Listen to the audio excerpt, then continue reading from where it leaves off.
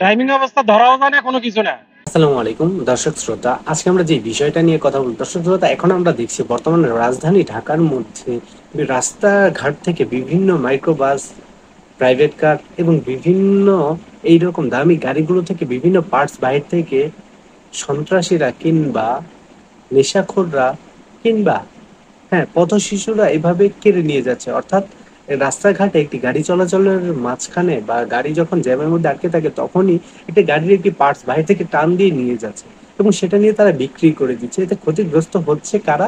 দর্শক, এতে ক্ষতিগ্রস্ত হচ্ছে বর্তমানে বিভিন্ন গাড়ির মালিকরা, এবং মালিকরাও তো ক্ষতিগ্রস্ত না হলেও বা এই দায়ভারটা পড়ছে সেটা ড্রাইভারদের উপর। ড্রাইভার হচ্ছে সাধারণ মানুষ যারা গাড়ি চালায়, যারা চাকরি করে খায়, তাদের এই জরিমানাটা দিতে হচ্ছে।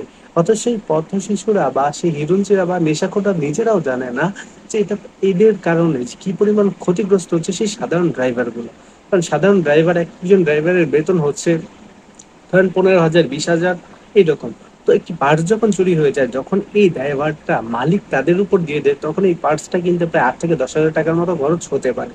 তা আপনি ভাবুন, একজন মানুষের যদি বেতন এইভাবে চলে যায় আর এইভাবে যদি দুর্ভোগ পোহাতে হয়, তাহলে এই দেশের কখনো কি উন্নত হবে?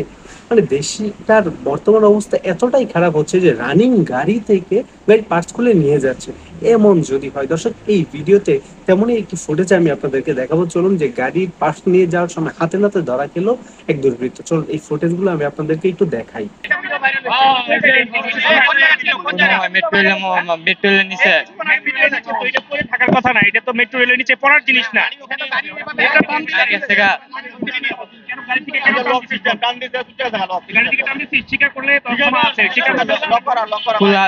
খোলা ছিল, আমি জিনিস খোলা থাকবে।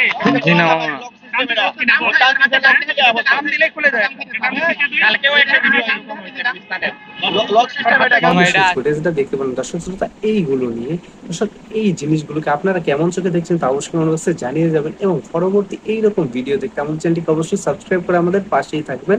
আল্লাহ হাফেজ।